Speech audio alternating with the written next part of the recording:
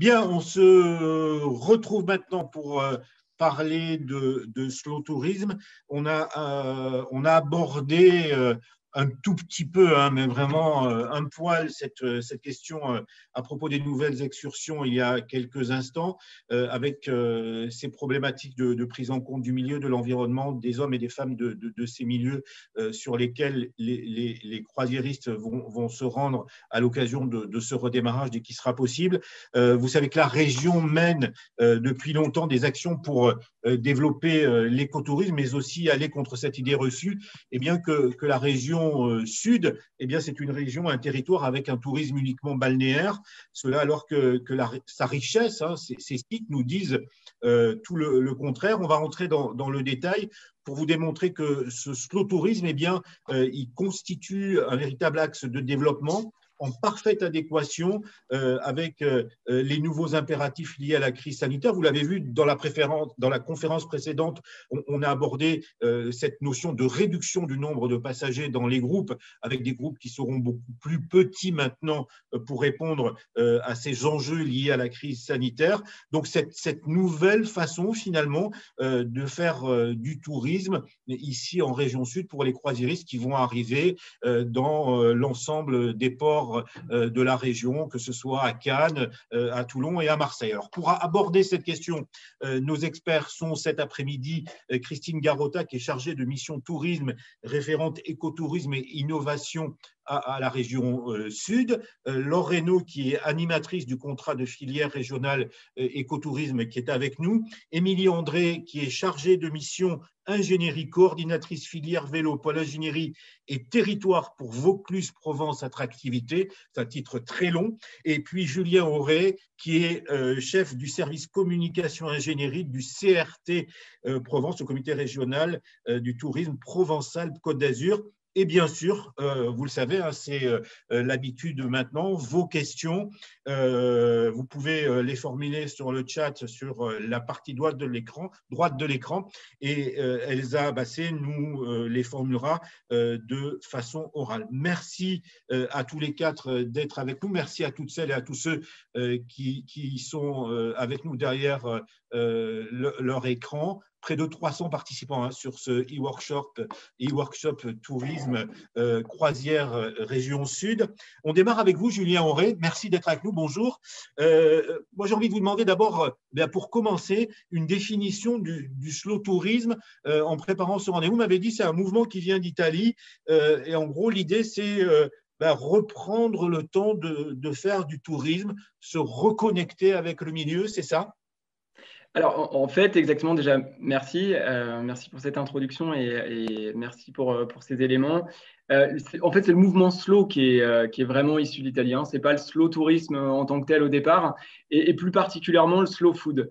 Le slow food, pourquoi ? Parce que c'est vrai que dans les années 80, en Italie, il y a eu ce besoin, en tout cas, de remettre au centre des débats une alimentation saine, équilibrée.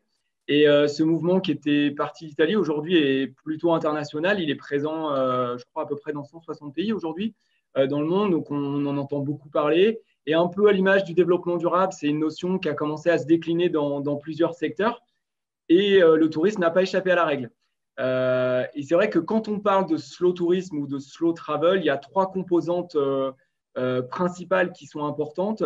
Celle de prendre son temps pour voyager. Ça, c'est un élément qui est important. Celle également de pouvoir voyager à proximité. Alors, quand je dis à proximité, ce n'est pas 1 kilomètre autour de chez soi ou 20 kilomètres, un peu plus loin, on peut aller quand même.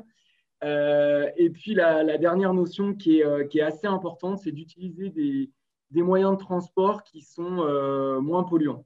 Alors, tout ça, c'est hyper important parce que prendre son temps aujourd'hui, ça a une résonance vraiment particulière puisqu'on est assez pressurisé, on est vraiment aujourd'hui submergé d'informations. Donc, quelque part, à travers le voyage, pouvoir reprendre le temps, pouvoir se ressourcer, c'est très important. Pour le transport, forcément, je pense qu'on a dû en parler dans la conférence précédente, mais c'est vrai que l'impact carbone du tourisme est quand même dû à peu près pour moitié au transport. Donc, pouvoir emprunter des modes de transport plus doux, c'est aujourd'hui nécessaire. Et puis la proximité, forcément, en voyageant plus près de chez soi, on diminue aussi son empreinte carbone. Alors, Julien Auré, c'est vrai que la région sud dans laquelle nous sommes, c'est un parfait écrin pour développer ce slow tourisme, parce que je le disais en introduction, le tourisme ici dans la région, ce n'est pas uniquement la partie balnéaire, mais il y a beaucoup de choses un peu plus loin quand on parcourt quelques kilomètres ou quelques dizaines de kilomètres. Oui, tout à fait. Alors, pour nous, l'enjeu, il est fort quand même, hein, puisqu'on a, on a une image en fait, de la région qui est très concentrée autour du triptyque mer, soleil, plage, hein. Quand les gens ne connaissent pas très bien la région, ils pensent d'abord, ils sont focus un peu sur le balnéaire.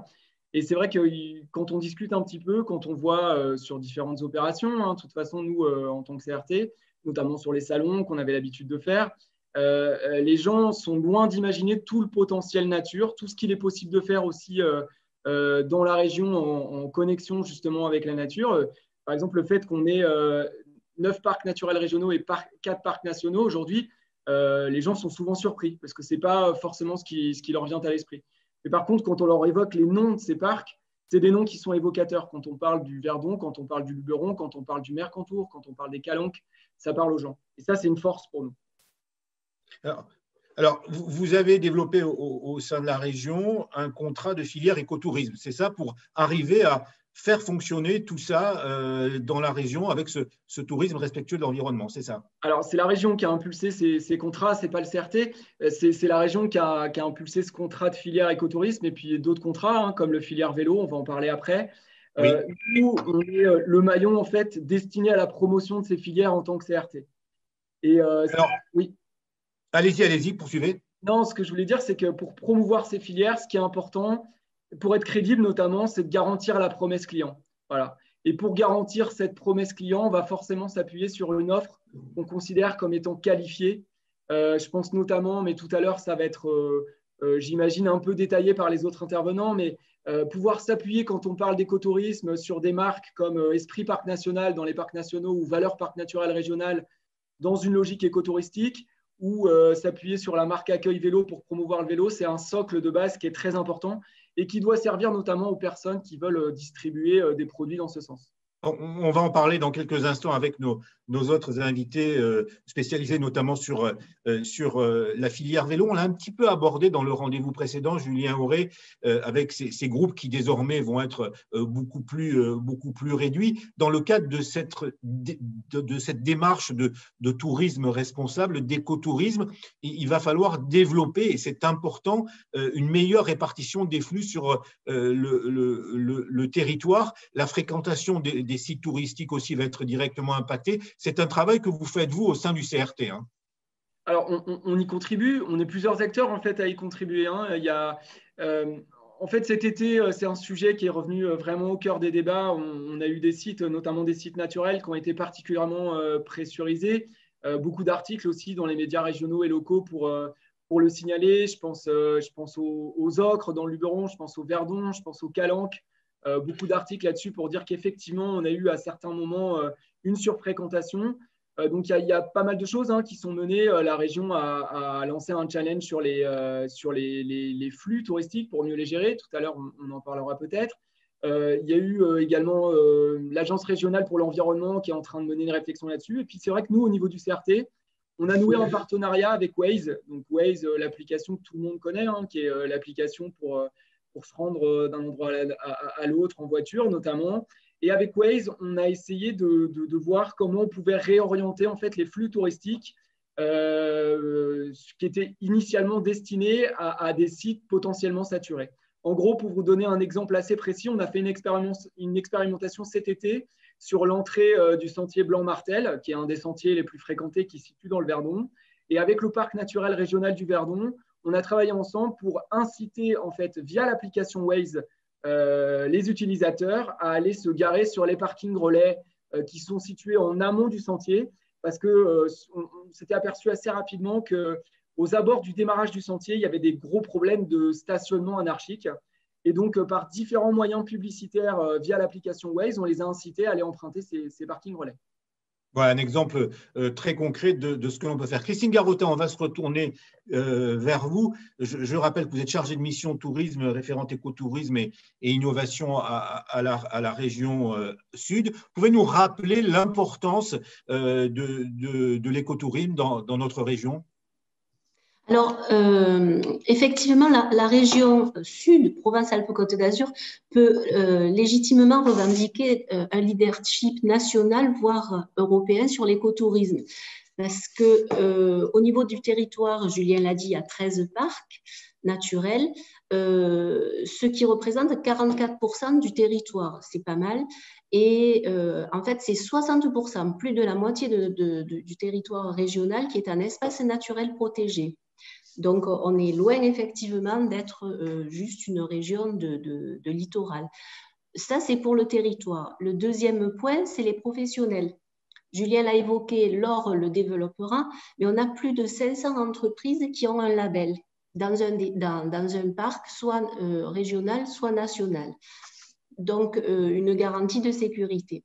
Et puis, alors, attendez, je vous arrête, Christine Garotta, sur ce point-là, par rapport aux professionnels qu'on avait avant, qui sont chargés d'organiser les croisières pour les armateurs. Ça veut dire que concrètement, dans la région ici, ils ont 500 professionnels avec lesquels ils peuvent travailler pour organiser des tours et qui correspondent à un cahier des charges très précis et qui peut être adaptable et adapté aux conditions sanitaires de la reprise. C'est ce que vous voulez nous dire aussi, si j'ai bien compris. Ce ne sera pas 500, Laure précisera, parce que dans ces 500, il y a évidemment des hébergements qui ne vous intéressent pas. D'accord. Enfin, il reste les restaurateurs, il reste les produits et surtout les séjours sur lesquels les parcs sont en train de travailler. Oui. Alors, je vous laisse poursuivre sur ce que vous étiez en train de nous dire autour de ces… Oui, alors voilà, justement, concrètement, il y a le territoire, il y a des professionnels et puis il y a des acteurs de la filière, des deux filières en fait, qui sont mobilisés à travers ce qu'on a appelé des contrats de filière. Contrat de filière vélo, ça a été évoqué, qui a été signé, qui a été voté et signé dès 2018. Et puis contrat de filière écotourisme qui a été voté en octobre 2019. Ces contrats s'inscrivent dans une politique régionale qui est schéma régional de développement touristique et puis plan climat régional. Donc, c'est un ensemble de professionnels, un ensemble de structures, CRT, agences de développement, des associations, réseau régional des espaces naturels, par exemple, pour le contrat d'écotourisme, Fédération régionale des offices du tourisme, qui travaillent ensemble pour animer tout ça. Le contrat de filière écotourisme, il est animé par l'Interparc, qui est représenté par Laure Reynaud, qui prendra la parole après moi, et par l'agence de développement 04. Quant au contrat de filière vélo, c'est Émilie André, pareil, qui interviendra également. On va Merci pour cette présentation. On reviendra vers vous, bien évidemment. Je vous rappelle, avant d'entendre Laure Reynaud, je vous rappelle que si vous le souhaitez, vous pouvez poser à nos experts des questions. Pour cela, il suffit de cliquer sur la partie chat qui est à droite de votre écran et Elsa Basset, qui réceptionne ces questions, nous les formulera oralement pour que nos experts puissent y répondre. Laure Reynaud, donc, on va vous laisser la parole maintenant. Vous êtes coordinatrice donc, de l'Interparc Tourisme. Vous êtes chargée de l'animation de cette filière écotourisme. Vous voulez d'abord nous expliquer qu'en fait, qu'il y a cette filière, mais que tout est bien identifié avec les professionnels, avec des vrais labels. C'est ça, hein? C'est ça, absolument. Donc, au sein de cette filière qui rassemble l'ensemble des acteurs de l'écotourisme au niveau régional, les parcs ont le rôle de structurer l'offre et c'est une activité qu'on mène au sein des parcs depuis de nombreuses années, aussi bien les parcs naturels régionaux que nationaux, avec l'aide de la région d'ailleurs et le soutien de la région. Donc voilà, cette offre structurée, elle repose sur deux labels principaux et qui représentent le cœur de l'offre de cette filière, qui sont la marque Valeur Parc Naturel Régional et la marque Esprit Parc National qu'évoquait Julien tout à l'heure. Donc ça, c'est vraiment le cœur de cette offre durable et écotouristique sur laquelle on va s'appuyer pour construire des expériences écotouristiques à faire partager aux clientèles et des séjours qu'on est en train de construire, notamment au niveau des parcs naturels régionaux, comme l'évoquait Christine tout à l'heure. Alors, est-ce que Laure Reynaud, parce qu'on a en face de nous là, des professionnels du tourisme impliqués plus particulièrement dans le secteur de la croisière. Alors, je vous pose la question à vous, je la pose à Julien Auré, je la pose à Émilie André en ce qui concerne le vélo et à Christine Garotta. Est-ce que les produits que vous proposez avec ces labels, avec ces certifications, ils sont adaptés à la croisière avec la demi-journée, peut-être un peu plus tard la journée, pour permettre à ces touristes croisiéristes de venir profiter et d'expérimenter ces produits? Alors absolument, on a vraiment une offre qui est adaptée donc, sur des journées, des demi-journées et qui est surtout adaptable, je pense, et en cours de construction, d'évolution, voilà. Donc, on peut, alors, dans les parcs naturels régionaux, on vient découvrir les paysages, évidemment, les patrimoines culturels, naturels, mais on vient aussi rencontrer des gens, on vient vivre des expériences, on vient goûter les produits du territoire, on vient faire du vélo, on vient, voilà. Il y a toute une multitude de thématiques sur lesquelles on travaille et pour lesquelles on propose des excursions et des activités. Alors, c'est important de le préciser, on le fera aussi sur la filière vélo dans quelques instants. Laure Reynaud, ça veut dire que nos spécialistes de la croisière qu'on a eu précédemment dans la conférence, dans le débat précédent, qui travaillent pour les armateurs, s'ils ont envie de travailler avec vous, comment ils font? Ils viennent vous voir, ils vont taper dans vos bureaux, ils vont vous dire on voudrait sur une escale de croisière à Cannes, à Toulon ou à Marseille organiser quelque chose avec un parc régional ou avec la filière vélo. Comment ça marche très concrètement? Oui, bah, concrètement, effectivement, donc moi je coordonne, comme vous le disiez, le réseau tourisme durable pour les parcs naturels régionaux. Donc je centralise la liste des professionnels du tourisme qui ont ces labels dont je parlais tout à l'heure. Pour les parcs nationaux, il y a des chargés de mission de tourisme avec qui il faut prendre contact pour pouvoir toucher les prestataires. Voilà. Je pense que ça peut être intéressant de faire un travail préalable avec les chargés de mission qui connaissent très bien leur territoire et les offres existantes, peut-être pour orienter vers un certain nombre de professionnels qui seraient en capacité d'accueillir des groupes et d'adapter des formules, des excursions. Donc, on vient vous voir et on travaille avec vous. On a parlé tout à l'heure de contrats de filière. C'est le cas aussi sur le vélo. Émilie André, expliquez-nous ce que vous faites, vous, sur le vélo en région sud. Et là, on s'aperçoit aussi que le vélo, c'est une vraie richesse qui est en parfaite adéquation avec l'écotourisme et ce que vont proposer dans le futur les acteurs de la croisière, hein, Émilie André. Alors, je crois que votre micro n'est pas ouvert. Voilà, on ne vous entend pas, Émilie André. Alors, est-ce qu'on peut… Voilà, c'est bon là. Voilà, j'étais en train de vous dire que c'était important quand même qu'on nous explique ce que c'est qu'un contrat de filière. J'imagine que c'est pour le développement avec l'ensemble des acteurs de cette filière. Et j'étais en train de dire que pour les… moi, je vous ai entendu par contre. Bon, ben voilà, donc ce n'est pas la peine que je reformule. Allons-y, on vous écoute. Oui, par rapport au fonctionnement, c'est à peu près le même que le fonctionnement du contrat de filière écotourisme, si ce n'est que c'est avec les acteurs du vélo. Voilà, donc à la fois… Mais Émilie André, pour bien, alors Christine Garotta l'a un petit peu expliqué, oui. Mais je pense que c'est important que pour les 300 participants qui sont avec nous aujourd'hui, un contrat de filière, c'est quoi? On met en place une organisation pour faire en sorte de valoriser la filière. Oui, voilà, c'est ça. C'est qu'à un moment, la région s'est dit, le vélo sur notre territoire, c'est une véritable richesse. Comment coordonner les acteurs pour qu'ensemble, on améliore les véloroutes voies vertes, comment on améliore les séjours, comment on professionnalise les acteurs. Donc, depuis 2018, on a mis en place un plan d'action, à la fois sur la structuration, la qualification, les outils de promotion et communication, et puis la synergie des acteurs. Donc, les acteurs, c'est pour nous principalement des prestataires vélo. On en a parlé tout à l'heure, Laurent en a parlé. Pour l'écotourisme, chacun a ses labels. Donc pour Alors, le vélo, attendez, Émilie André, quand vous parlez de prestataires vélo, Vous pouvez préciser un petit peu, c'est quoi? C'est un loueur de vélo, c'est quoi? Voilà. Donc, en fait, la filière se structure autour d'un label précis qui s'appelle le label Accueil Vélo. Donc, le label Accueil Vélo regroupe sur la région sud 600, au jour d'hier, exactement 658 prestataires. Comme la filière a le vent en poupe, je vous avoue que ça augmente tous les jours, ce qui est une bonne chose. Et les prestataires qui obtiennent ce label, qui adhèrent, sont les hébergeurs, hôteliers, mais tout type d'hébergeurs également, des loueurs et des réparateurs de vélos, des restaurateurs, des sites de visite et des offices de tourisme.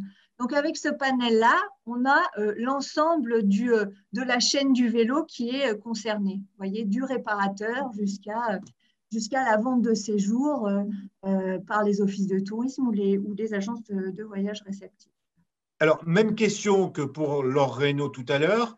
Je suis en charge d'organiser des excursions pour un armateur. Le vélo, ça me plaît bien. Je pense que ça correspond à ma clientèle. Comment je fais?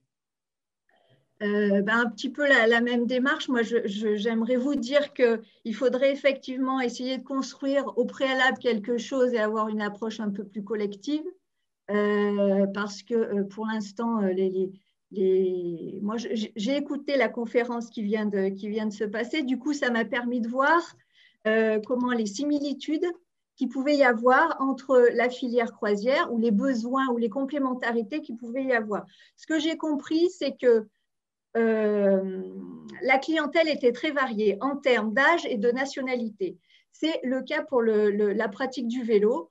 On a toutes les nationalités, même si l'Allemagne, la Suisse, l'Angleterre, les Américains sont peut-être un peu plus représentés sur les clientèles étrangères. Mais on a différentes façons de pratiquer le vélo pendant ces vacances.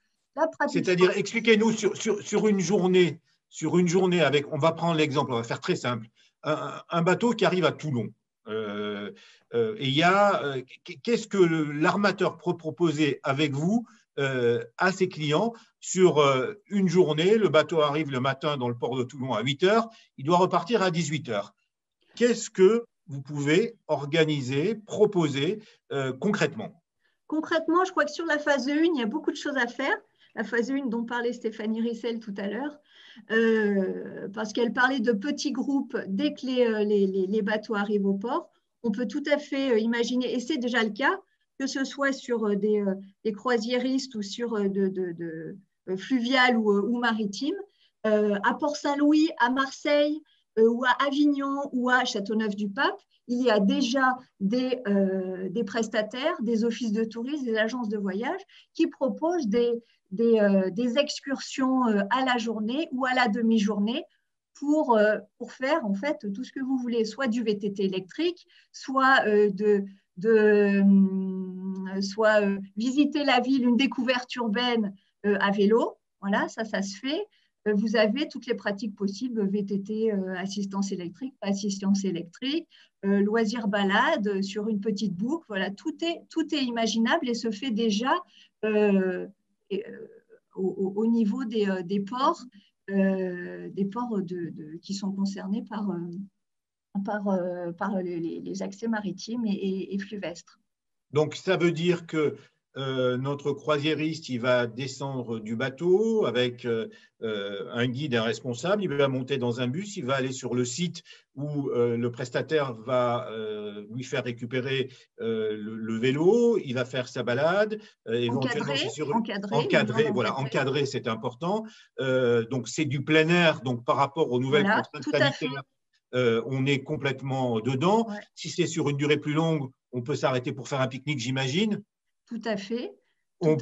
Alors là, je me retourne vers Christine Garotta et Laure Reynaud. Est-ce qu'on peut éventuellement combiner à ça un atelier pédagogique sur l'environnement dans un parc régional? Ce serait une excellente idée. Il y a des prestations qui existent déjà, alors qui sont plus peut-être à destination des scolaires à ce jour, mais pour aller peut-être ramasser des déchets sur les plages et comprendre pourquoi il y en a autant, les enjeux.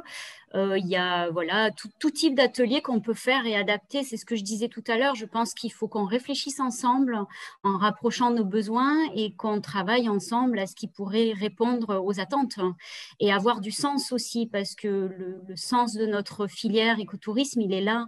Il y a une partie des actions et des découvertes sur nos territoires qui permettent la sensibilisation, la prise de conscience.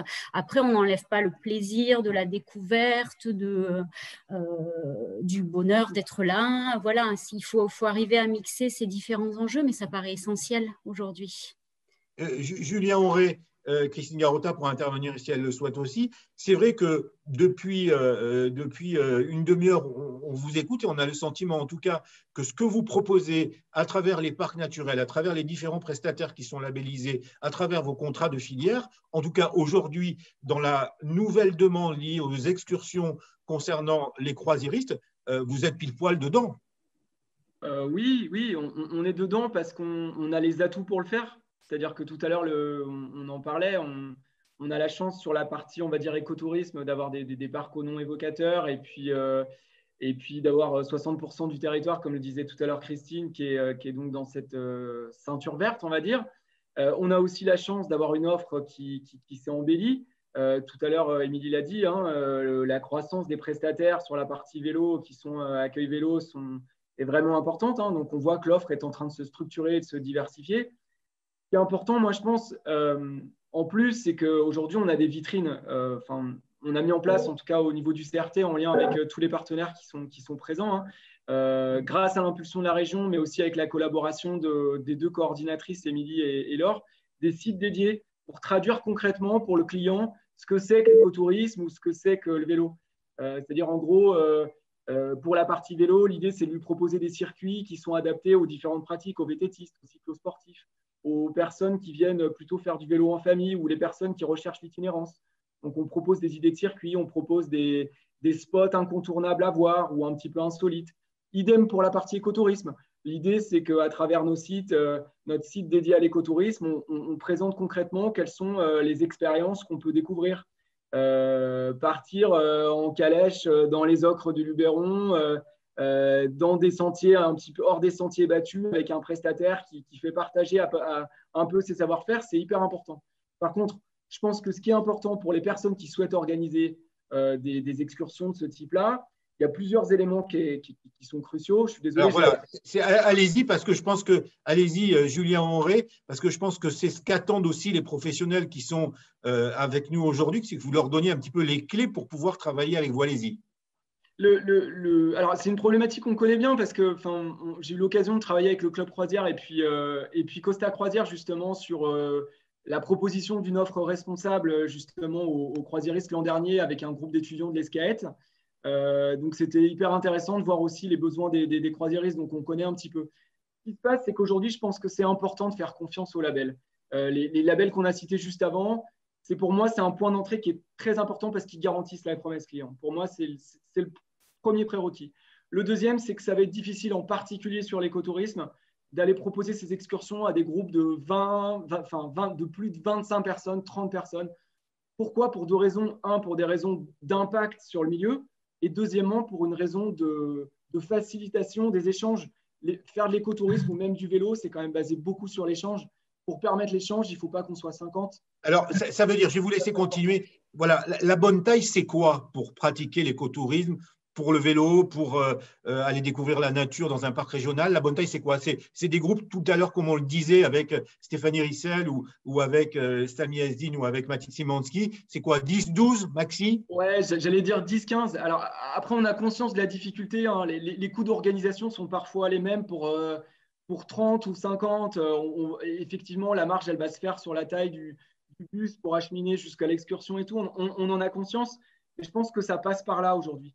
On ne peut pas proposer des choses qui soient inscrites dans une logique responsable en ayant une logique de tourisme de masse. Ça, c'est un élément qui est assez important. Et puis, un autre élément qui est important, c'est que arrêter peut-être, alors je ne vise pas spécialement les croisiéristes, quand je dis ça, je vise le tourisme en général, arrêter de vouloir à tout prix montrer les phares, les sites emblématiques, les choses qu'on a l'habitude de voir dans les excursions. Allons présenter des choses qui sont peut-être un petit peu différentes, mais qui vont peut-être apporter, peut-être pour le client, plus de sens. Alors, peut-être que l'exemple que donnait Laure tout à l'heure, il est un petit peu provocateur sur le ramassage des déchets. Comme ça, ce n'est pas super glamour, mais ça a le mérite, je pense, de donner. Non, mais je crois que Samia Ezzedine, qui était tout à l'heure avec nous, a organisé ça sur l'île Sainte-Marguerite au large de Cannes. Et les touristes sont descendus du bateau, ils ont été en bateau, dans un bateau à propulsion électrique jusqu'à l'île de Sainte-Marguerite. Et ils ont ensuite, dans le cadre de leur excursion nature, comme vous le dites, participé à un ramassage de déchets. Et visiblement, ils étaient contents, puisque je voudrais aborder avec vous aussi maintenant cette notion qui correspond à ce que vous proposez, c'est que le touriste croisiériste aujourd'hui, il veut être de plus en plus acteur de son excursion. Il ne veut plus être quelqu'un qu'on prend du bateau, qu'on descend du bateau, qu'on mène dans un endroit, il regarde et ensuite il s'en va. Donc, ce que vous proposez, vous, ça correspond aussi à ça. Oui, je ne sais pas si Laure ou Émilie en particulier qui sont… Peut-être, oui. Laure, peut-être là-dessus, elles sont encore plus proches du terrain que nous au niveau du CRT. Donc, je pense sincèrement que c'est possible en tout cas. Laure Reynaud, là-dessus. Activez votre… Aussi, voilà, allez-y. Ouais. On peut aussi les inviter, j'imagine que c'est possible, mais à rester plusieurs jours, à venir faire des séjours, à prolonger aussi le plaisir de découvrir et de prendre le temps et voilà, et d'approfondir un territoire ou de faire une itinérance d'un territoire à l'autre aussi. Donc, on le disait tout à l'heure, il y a pas mal d'idées de circuits qui sont présentées sur le site écotourisme du CRT. Et puis, on continue, parcs naturels régionaux, parcs nationaux, à construire une offre de séjour qui vient répondre aussi à ça. Laure Reynaud, ça veut dire que, par exemple, hier, on a pris cet exemple-là, un touriste croisiériste qui vient en famille de Paris, si en séjour post-croisière, il veut se faire 2 jours, c'est quelque chose, 2 jours dans un parc naturel régional pour découvrir ses richesses, c'est quelque chose que vous pouvez envisager aussi avec les armateurs, tout comme si le programme d'une croisière de 7 jours, il y a ce qu'on appelle un overnight, c'est-à-dire où le bateau reste à quai et où le touriste est pendant quasiment 2 jours sur l'escale. C'est des choses que vous pouvez exploiter aussi. C'est ça que vous êtes en train de nous dire. Absolument. Et on a un réseau de professionnels qui portent les valeurs de l'écotourisme par ces labels dont on parlait, qui est suffisamment étoffé aujourd'hui pour arriver à passer en leur compagnie et en ayant cette promesse des valeurs sur toute la durée du séjour.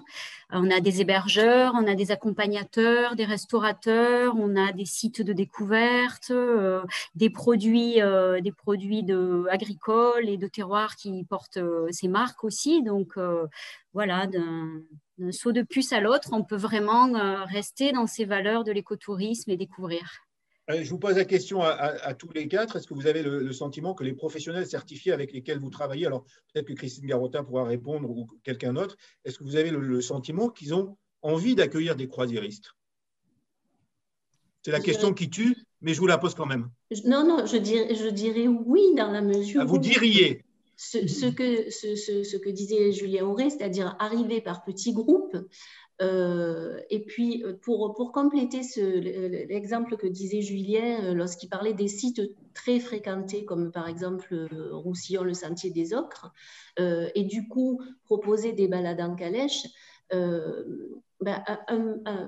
je ne sais pas, on peut imaginer une arrivée en car un peu important, mais ensuite, tout de suite, une prise en charge sur site pour aller voir le Conservatoire des Ocres et Pigments, par exemple, à Roussillon, qui a genre 2 km du site principal, les mines de Bruoux, les anciennes mines d'ocre qui sont magnifiques. L'or, je ne sais plus à combien de kilomètres, mais ce n'est pas très loin.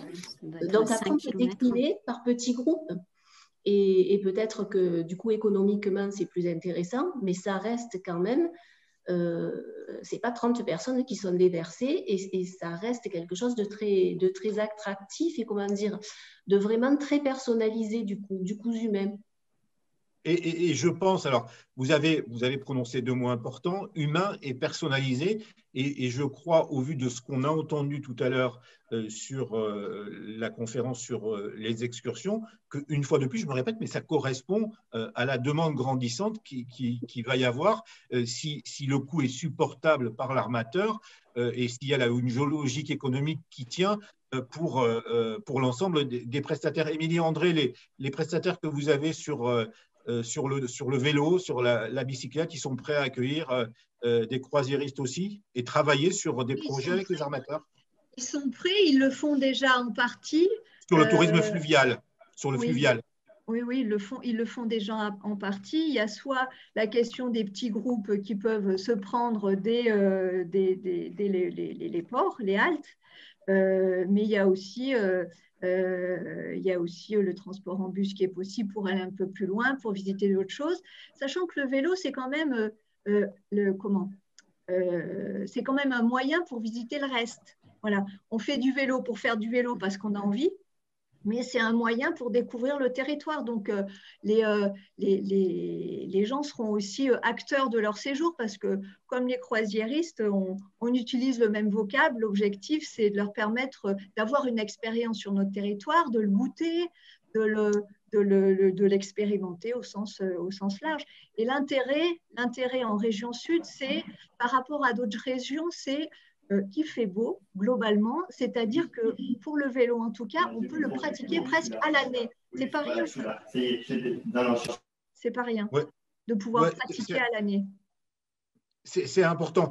Vous avez le sentiment, tous les quatre, on est dans une période très particulière au niveau sanitaire, avec lorsque ça sera possible pour le tourisme globalement de redémarrer. On voit les difficultés qu'il y a actuellement en ce qui concerne les stations de sport d'hiver de la région notamment, où pour l'instant c'est un non sur un redémarrage.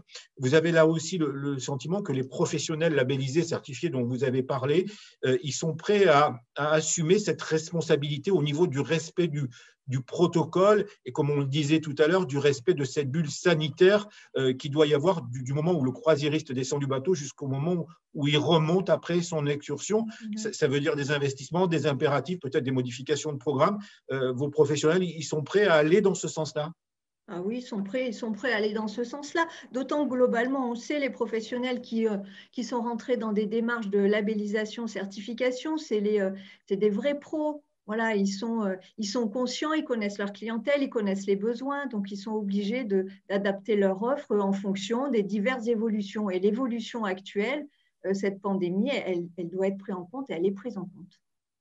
Julien Auré, tout ce qu'on dit là depuis le début, ça va plutôt dans un sens où ça vous fait plaisir, parce que ça veut dire qu'il y a une meilleure répartition des croisiéristes sur le territoire. S'ils ne vont plus que sur le littoral et qui viennent par petits groupes découvrir les différents parcs naturels régionaux, les différents sites, on arrive finalement sur ce qu'on disait au départ, finalement sur cet écotourisme grâce à cette meilleure répartition des croisiéristes sur le territoire. La boucle est bouclée, si j'ose dire. Oui, tout à fait. Si on arrive à faire ça demain, c'est parfait. C'est-à-dire que c'est vrai que je pense que c'est un objectif assez fort. On est dans la question du développement durable, c'est une question, et du développement durable du tourisme, pour prendre plus large, c'est une question qui est en tout cas dans les débats depuis longtemps. Je crois que la crise sanitaire remet ce débat-là au cœur et le remet au sommet des priorités. Même la région, dans une logique un peu plus large, à travers l'engagement de la région qui est en matière de développement durable, à travers le plan climat et la COP d'avance. Je pense qu'il y a une vraie volonté, en tout cas, de la part des collectivités, nous, notre collectivité de tutelle au niveau du CRT, la région, mais également des autres collectivités, départementales, locales, d'inscrire davantage leurs actions dans une logique de développement durable. Je crois que c'est le bon moment, je crois que tout le monde en a conscience. Après, il faut se donner aussi les moyens de pouvoir le faire et le moyen d'accompagner les professionnels dans cette démarche. Ceux qui aujourd'hui ont les labels en question, c'est plutôt, alors je parlerai plus de précurseurs parce qu'on ne peut pas considérer que c'était précurseur, parce qu'on a eu au début des années 2000, par l'impulsion des CCI, notamment dans l'hébergement, beaucoup de professionnels qui sont rentrés dans des démarches, on va dire, de management environnemental au sens large. Mais aujourd'hui, en tout cas, ceux qui sont écolabellisés, ils ont pris de l'avance sur les autres, je pense. Parce que ça va devenir la norme. Et ce qui est important, c'est que nous, on puisse créer du lien effectivement avec les croisiéristes, avec les réceptifs, aussi les agences réceptives en local et les offices de tourisme qui ont un service réceptif qui peuvent jouer ce rôle d'assembleur et de lien pour proposer des offres auprès des croisiéristes. Là, il y a un travail à faire et je pense qu'on est prêt et que c'est le moment d'y aller. Alors, il nous reste un petit quart d'heure. Alors, on vous a dit que vous pouviez poser des questions. Pour l'instant, pas de questions. Mais Elsa, il y a des commentaires que vous souhaiteriez lire, des commentaires à destination de nos experts. C'est ça, Elsa ? Oui, tout à fait. On a des commentaires, notamment de destination, qui disent que les excursions bulles sont prêtes en fait pour relier destination et croisière, notamment fluviales. Voilà, donc je peux vous en lire quelques-uns. Donc, Port Saint-Louis-du-Rhône propose ce type d'excursion depuis 2017 à vélo le long de la Via Rona. Excursion sécurisée, les excursions bulles sont prêtes. On a aussi un autre commentaire. Au départ d'Arles, il est également possible de coupler circuit vélo sur la Via Rona et découverte d'un site naturel protégé en Camargue. Donc, en fait, voilà, les excursions, on comprend que les excursions bulles sécurisées sont prêtes. Donc, le lien est à faire entre la croisière, notamment fluviale, et les destinations. Merci Elsa pour ces commentaires. N'hésitez pas à revenir vers nous si il y en avait d'autres d'ici la fin de ce rendez-vous dans une grosse dizaine de minutes. Émilie André, on le disait tout à l'heure, c'est vrai que le vélo, ça correspond parfaitement et l'exemple avec Elsa Basset sur ce qui a été dit sur ces deux sites, ces deux tours qui existent déjà, c'est un véritable axe de développement pour la croisière, ça. Alors oui, complètement. Il y a tellement de choses qui se croisent entre ces deux filières, à la fois, moi, de ce que j'ai entendu tout à l'heure, des clientèles qui sont d'âge varié, qui ont des besoins différents, ça correspond à nos clientèles à nous. Ce besoin d'authenticité, de ne pas rentrer dans du tourisme de masse, les deux filières se croisent là-dessus. Le besoin d'expérientiel aussi, c'est quelque chose qui se rejoint. Qu'on puisse pratiquer à l'année en région sud, ça c'est quelque chose, hors saison, voilà, ça c'est quelque chose de très, très important. On peut prendre les gens au départ des haltes, au départ des ports, donc ça c'est aussi important. Il peut y avoir un tout petit groupe qui part à un moment visiter la ville, il peut y en avoir un autre qui part dans un autre sens visiter autre chose. Donc même sans bus, même sur des groupes un peu nombreux, voilà, ça se gère déjà au niveau des offices de tourisme, au niveau des agences réceptives, et en termes de sécurité, les pros sont des pros. Laure Reynaud, on parlait tout à l'heure du tourisme acteur de son excursion. Vous pouvez nous donner quelques exemples de ce que ces croisiéristes, si jamais les armateurs veulent travailler avec vous, qu'est-ce que vous pouvez leur proposer en dehors, on l'a vu tout à l'heure, d'aller ramasser des déchets sur les plages de l'île Sainte-Marguerite au large de Cannes. Qu'est-ce qu'ils peuvent faire ? Alors, il y a une multitude de propositions, mais quelques exemples. On peut, par exemple, aller jusque dans le Verdon, dans le petit village d'Ops, et découvrir la maison de la truffe et du vin et participer à un atelier culinaire. Voilà, qui permet de travailler la truffe, cet or noir provençal. On peut aller faire une sortie en escalade, par exemple dans le parc des Alpilles, en arrivant à Arles, une croisière fluviale, et s'échapper quelques heures avec un professionnel et découvrir les voies d'escalade à partir de Mouriez, d'Orgon, de Saint-Rémy, de Mossane. Voilà, il y a tout un tas de voies possibles. On a évoqué tout à l'heure, Christine l'a dit, voilà, découvrir aussi les ocres de Roussillon, mais de manière un peu différente. Alors effectivement, voilà, il y a le sentier et le Colorado d'Oristrel qui sont très connus et très fréquentés, mais il y a des sites aussi qui parlent de la thématique à côté, des sites culturels, les mines de Bruhaux, il y a le conservatoire des ocres et de la couleur, voilà, on peut faire des randonnées aussi accompagnées dans ces paysages incroyables des ocres, on peut y faire du vélo, on peut faire de la calèche, voilà. Donc, il y a une multitude de choses, quoi. Voilà. Après, on peut aussi aller, voilà, on peut faire aussi du yoga et de la randonnée dans les calanques. On peut faire une via Souterrata dans les Préalpes d'Azur. On peut, voilà, faire plein de choses. Donc, beaucoup de choses. Elsa, il y a une question, je pense qu'elle s'adresse peut-être plus à Christine Garotta ou à Julien Auré. Elsa, on vous écoute. Oui, tout à fait, Philippe. On a une question sur les autres moyens de transport éco-responsables que le vélo. Donc, aux intervenants, que pensez-vous des segways et des navires à voile, des calèches et autres modes de transport vertueux à proposer aux armateurs? Alors, Crest qui répond. Julien, Christine? Je veux bien, moi, apporter Julien Auré, un premier élément de réponse. Alors, au niveau du CRT, on n'a pas de démarche particulière là-dessus. C'est des modes de transport très particuliers. Par contre, je sais qu'il y a beaucoup d'excursions qui sont proposées par les offices de tourisme à travers ces modes de transport. Donc, il y a pas mal de choses qui existent. Je crois savoir que l'Office de tourisme de Marseille est présent à cette conférence. Il propose beaucoup de choses au niveau des excursions à travers ce type de transport. Donc, c'est des choses qui sont tout à fait possibles. Alors, quand vous avez un service commercial qui peut vous appuyer, comme c'est le cas à Marseille, n'hésitez pas à vous appuyer sur eux pour aller là-dessus. C'est tout à fait possible et je pense que c'est tout à fait envisageable de s'appuyer sur eux pour monter ce type d'excursion. En tout cas, par rapport à la question, on a le sentiment à vous écouter tous les quatre que le vélo reste quand même le moyen de transport vertueux majeur. Ça reste quand même la base en fait. Émilie André. Vous n'allez pas me dire non, de toute façon. Vous n'allez pas me dire le contraire. Quand on sait qu'il y a 16 millions de Français qui ont pratiqué les 2 dernières années du vélo pendant les vacances et qu'il y a 6 millions de visiteurs qui pratiquent aussi le vélo, voilà, c'est une des filières qui est prioritaire. Ceci dit, enfin prioritaire, oui, sur la région sud, mais il y en a d'autres aussi. Il y a la randonnée, il y a l'équitation, voilà, il y a d'autres moyens de transport vertueux, mais c'est vrai que le vélo, c'est pour ça qu'il y a un contrat de filière sur cette thématique en région sud est essentiel. Allez, il nous reste quelques minutes.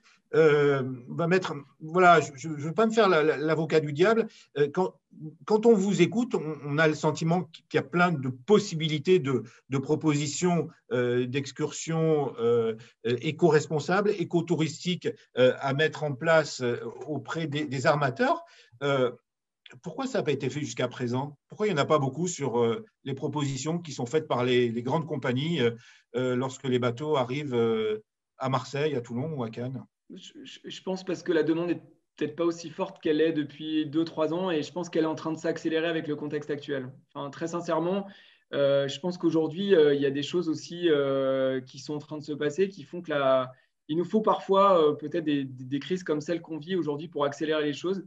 Et là, enfin, voilà. Le fait que les croisiéristes s'y intéressent, enfin, nous, on en entend parler en tout cas au niveau du CRT depuis 2 ans, on va dire. Vraiment, on est sollicité. Je ne dis pas que les croisiéristes ne s'y intéressaient pas, ce n'est pas du tout mon propos. Mais en tout cas, on voit la croissance de cette demande qui va être accélérée maintenant. Christine Garotta, vous partagez ce point de vue. C'est finalement cette crise sanitaire qui accélère ce phénomène qui était naissant depuis 2 ans, comme le disait Julien Auré. Alors, j'ai envie de dire peut-être aussi le fait que les croisières, notamment à Marseille, prennent de plus en plus d'ampleur et que des croisiéristes reviennent et ont vu certains sites déjà et ont envie d'autre chose. Ça, c'est peut-être le premier point. Et ensuite, oui, il est clair que avec le confinement, déconfinement, on a vu cet été une ruée en quelque sorte qu'il a fallu gérer d'ailleurs vers les parcs, vers de la campagne, de la montagne, un besoin de nature. Et c'était déjà une tendance avant, mais qui s'est fortement accentuée et qui certainement va continuer. Et puis peut-être… Oui, Émilie André, allez-y pour le vélo. Et puis peut-être aussi le fait que ces contrats, enfin ces structurations autour de ces filières prioritaires vélo, écotourisme sont assez récents. Donc le collectif et penser le développement d'une filière de cette façon est récent. Donc voilà, ça explique peut-être le retard. On va terminer. Je vais vous laisser la parole chacun et chacune une minute pour conclure. Juste avant, petit mode d'emploi. Je suis cette conférence. Je suis un professionnel. Je suis un armateur. J'ai envie de travailler avec vous. Qu'est-ce que je fais? Qui j'appelle? À qui j'écris par mail? Qui je viens voir? Je pense qu'on peut écrire aux coordinatrices des contrats qui transmettront acquis de droit et qui feront un premier filtre avec ce rôle de structuration justement dont on parlait tout à l'heure. Alors, les coordinatrices des contrats, c'est par exemple Émilie sur le vélo, c'est ça? Voilà, Émilie sur le vélo et moi-même sur l'écotourisme. Peut-être qu'on peut faire un lien avec le contrat croisière quand même. D'accord. Bon, ben, c'est bien. Bon, ben, c'est plutôt une bonne nouvelle. 15h, bientôt 54. Vous avez une minute chacun et chacune pour conclure. Finalement, sans être de mauvais augure, mais en fait, finalement, on pourrait croire que cette crise sanitaire, finalement, quelque part, on ne va pas dire elle vous sert, mais elle va un petit peu dans le sens, finalement, de la redécouverte d'un autre tourisme, d'une volonté de pratiquer un autre tourisme, Julien Auret? Elle nous sert, je ne sais pas, là, je ne vous cache pas qu'au niveau du CRT, on vient d'interrompre une campagne de promotion pour les stations de ski, donc je peux vous dire que c'est pour ça que j'ai dit, entre guillemets, c'est très mesuré, compris, et on sait dans quelles difficultés, encore plus ici même, dans quelles difficultés sont tous les acteurs du tourisme qui nous rejoignent sur ce rendez-vous de ce e-workshop. Je vous laisse continuer, Julien. Ouais. Ça peut être, si je peux utiliser ce terme, ça peut être une opportunité aussi effectivement de repenser les choses. Voilà, et puis d'accélérer les choses. Je pense qu'il faut qu'on repense certaines façons de promouvoir nos territoires, ça c'est sûr. Effectivement, agir sur la gestion des flux touristiques, c'est quelque chose qui est assez important puisqu'on a un certain nombre de sites qui polarisent quand même la fréquentation au niveau régional. Donc ça, c'est assez important et agir là-dessus, quoi. Alors moi, ce que je voulais dire déjà pour vous inspirer quand même avant de céder la parole, puisqu'on a chacun à peu près encore 30 secondes pour moi. Oui, un petit peu moins. Juste vous dire que vous pouvez aller sur vélo.provence-alpes-côte-d'azur.com ou écotourisme.provence-alpes-côte-d'azur.com pour vous inspirer. Il y a plein de choses à voir là-dessus. N'hésitez pas à aller aussi sur les sites de Esprit Parc National ou Valeurs Parc Naturel Régional pour voir concrètement les expériences qui sont proposées et aller voir s'il y a des choses que vous avez envie de proposer à vos clients demain. Christine Garotta, une minute pour conclure. Alors, j'ai envie de dire, alors oui, allez voir sur les différents sites, repérez où, parce que les animatrices ne vont pas faire une offre sur la totalité de la région, elles peuvent le faire, mais déjà, si elles ont si les organisateurs ont plutôt envie d'aller vers tel endroit, à ce moment-là, elles feront du cousu même. Et enfin, moi, j'ai envie de vous citer une pensée que je suis allée chercher en courant. C'est pour ça que je me suis absentée, parce que lorsque vous avez posé la question, est-ce que le coronavirus, du coup, est une opportunité, je vous cite Preston Tucker qui disait « Les problèmes sont des chances en habit de travail ». Et donc, profitons de cette crise pour faire quelque chose de plus intéressant et de nouveau et de durable. Et de plus proche de la nature. Émilie André, le vélo… J'ai envie de dire un peu la même chose que que Christine et Julien. Il y a une prise de conscience de l'ensemble des acteurs que voilà, le vélo, c'est quelque chose d'important pour développer notre territoire.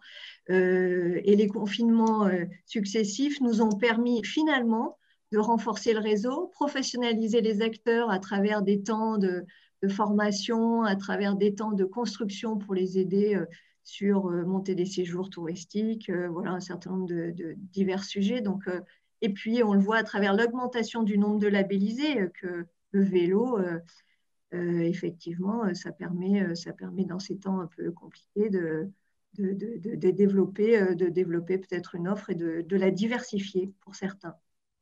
Laure Reynaud, le mot de la fin C'est dur d'avoir le mot de la fin. Non, mais voilà votre sentiment par rapport à tout ce qui a été dit, peut-être par rapport à la citation qu'a citée Christine Garotta, voilà, et qui est parfaitement adaptée. Voilà, moi je dirais, voilà, venez découvrir hors des sentiers battus nos territoires et faites confiance aux professionnels labellisés. Appuyez-vous sur ces réseaux structurés, voilà. Ouais. Merci à tous les quatre. Merci Christine Garotta. Je rappelle que vous êtes chargée de mission tourisme, référente écotourisme et innovation à la région Sud. Merci à Laure Reynaud, donc, qui vient de conclure, animatrice du contrat de filière régionale écotourisme. Émilie André, alors je prends mon souffle, chargée de mission ingénierie, coordinatrice filière vélo, pôle ingénierie et territoire. Non, vous exagérez, il ne faut pas faire ça. Non, mais c'est ce qu'on m'a dit de dire, donc je suis très discipliné et je dis ce qu'on m'a dit de dire. Et puis Julien Auré, chef du service communication ingénierie du CRT Provence-Alpes-Côte d'Azur. Merci à tous les quatre et on espère que toutes celles et tous ceux qui étaient avec nous, vous leur avez donné envie de venir taper à vos portes, de vous écrire un petit mail pour faire en sorte que dans ce redémarrage des croisières, eh bien, il y ait des excursions qui soient proposées aux vacanciers en direction des parcs naturels, en direction d'une balade à bicyclette le long du Rhône, en direction de la découverte d'un artisan ou des ocres de Roussillon. Merci à tous les quatre. On se retrouve dans quelques secondes. Merci à vous. On se retrouve dans quelques secondes pour la présentation de l'application Archihistoire avec Grégoire Chailleux. Archihistoire, je vais vous expliquer ce que c'est. Eh bien, c'est une application mobile en réalité hybride. Elle permet d'explorer les lieux remarquables à 360 degrés. Cela pour découvrir eh bien, le patrimoine, l'histoire, et cela de façon immersive et intuitive. Alors, cette application propose des parcours de visite. Ce sont des unités narratives appelées stories. Stories, c'est un mot un petit peu à la mode. Elles sont à l'échelle d'un quartier, d'une ville, d'un territoire, voire même d'un département. Alors concrètement, à l'aide de son smartphone, voilà, à l'aide de son smartphone, eh bien, le visiteur scanne son environnement, il remonte le temps, il entre même virtuellement dans des lieux inaccessibles et découvre alors des contenus augmentés et sa visite devient un voyage unique et mémorable. Voilà pour ce qui va se passer maintenant pendant un petit quart d'heure. Et puis à 16h15, on se retrouve pour notre dernier rendez-vous débat, en tout cas pour cet après-midi. On débattra autour des efforts portuaires en matière d'environnement, un thème en lien direct aussi avec ce qui vient d'être dit, cette notion de croisière éco-responsable. Je vous laisse tout de suite avec l'application Archihistoire et Grégoire Chailleux. À tout de suite.